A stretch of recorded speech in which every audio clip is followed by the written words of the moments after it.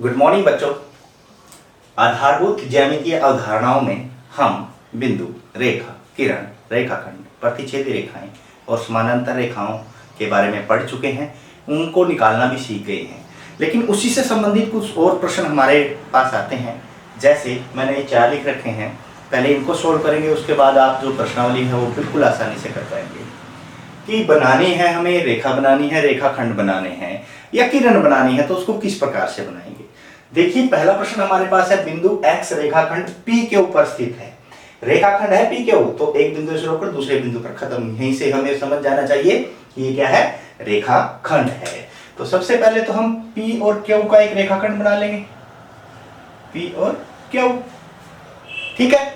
और इसके ऊपर कौन सा बिंदु स्थित है, x। इसमें से इस रेखाखंड पर कहीं भी एक बिंदु लगा के और वहां पे हम क्या लिख देंगे, x। सिंपल। P के ऊपर क्या स्थित है, x स्थित है, हो गया।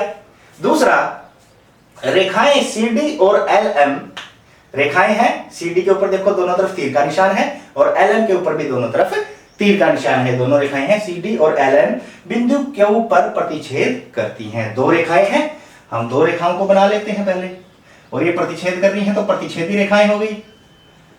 यहां पे प्रतिच्छेद कर रही है ना, ये दोनों प्रतिच्छेदी रेखाएं।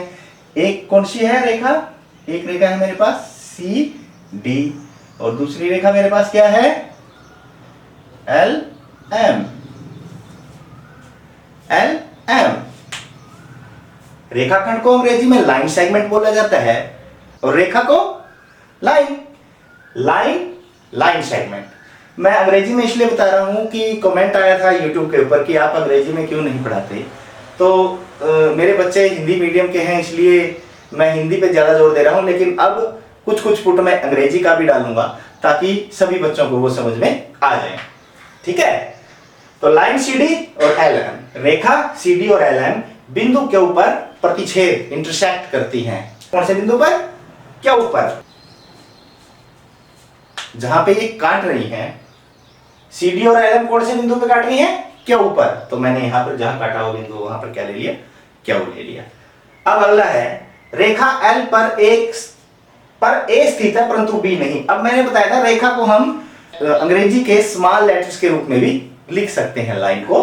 तो एक लाइन है, ये लाइन बन गई, इसका क्या नाम है, L, और इसको साइड में लिखते हैं हम, आगे लिख दें या पीछे लिख दें, L लिख दिया ना। और इस पर क्या स्थित है, A स्थित है। इस लाइन पर A बिंदु स्थित है, A ले लिया, परंतु B नहीं है। B नहीं है तो B इससे अलग कहीं और लेके B लिख दें।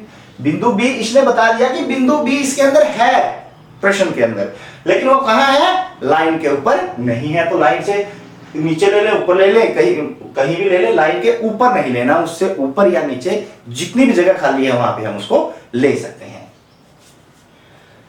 AB और BC, अब ये नहीं लिखा गया है कि ये रेखाखंड है या किरण है या रेखा है। हम कहां से समझेंगे, ऊपर से। ऊपर देखो दोनों तरफ तीर का निशान है ना, तो क्या है, ये रेखा है। कौन कौन सी रेखा है, AB और BC, और कहां पर मिलती है, B पर। अब जिस बिंदु पर मिल रही है वो दोनों बिंदु दोनों रेखाओं में है। ध्यान से देखें इसको, ये प्रश्न कई बार दिक्कत दे देता है, समझ में नहीं आता है। तो देखो दोनों में भी बिंदु है, दोनों रेखाओं में, और B पर ही काट रही हैं, तो इनको हम कैसे लेंगे।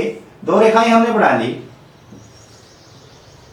ली, और कहां पर बाइसेक्ट कर रही है, कहां पर काट रही है, कहां पर काट रही है, B पर। तो काटा हुआ तो मेरा यहां पे क्या हो गया, B हो गया। B बिंदु तो हमारा आ गया इन दोनों रेखाओं में से। अब एक में क्या बचा है, A, और दूसरे में क्या बचा है, C।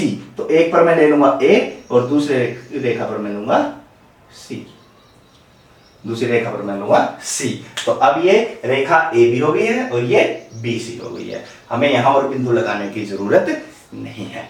ये प्रश्न, इस प्रकार के प्रश्न आते हैं, इसलिए मैंने आपको करवाए हैं। और एक और प्रकार का प्रश्न हमारे पास आता है कि एक बिंदु से कितनी रेखाएं खींची जा सकती हैं। एक बिंदु से होकर जाने वाली कितनी रेखाएं हैं, एक बिंदु से हम कितनी रेखाएं खींच सकते हैं। देखो ये भी गई, ये भी गई, ये भी गई, ये भी गई।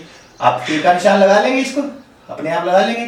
मैं वैसे बता रहा हूं कि एक बिंदु से कितनी रेखाएं खींची जा सकती हैं, अनगिनत, कितनी भी खींच सकते हैं हम, कितनी भी इसको काट के जा सकती हैं, काट के जा सकती है ना। और एक और प्रश्न वो देता है कि 2 बिंदुओं से, अब 2 बिंदुओं से मैं ये एक रेखा खींच रहा हूं, ये 2 बिंदु थे मेरे पास, क्या एक और यदि मैं खींचूं तो ये दोनों से होकर जा रही है? नहीं जा रही। या यहां से कोई खींचूं, क्या दोनों से होकर जा रही है? तो नहीं जा रही। तो दो बिंदुओं से कितनी रेखाएं खींची जा सकती हैं? सिर्फ एक रेखा खींची जा सकती है। ये प्रश्न भी आता है, पिछली एक्सरसाइज में मैंने दिया था आपको, शायद आपने नहीं किया। तो इसका कारण यही है कि मैं अब बता रहा हूं कि एक बिंदु से होकर अनगिनत रेखाएं जाती हैं और दो बिंदु से होकर जाने वाली रेखा कितनी होती है? सिर्फ एक होती है। आशा है कि ये प्रश्न आपको समझ में आ गए होंगे। अब ये प्रश्नावली कीजिए और अपने अध्यापकों को दिखाइए।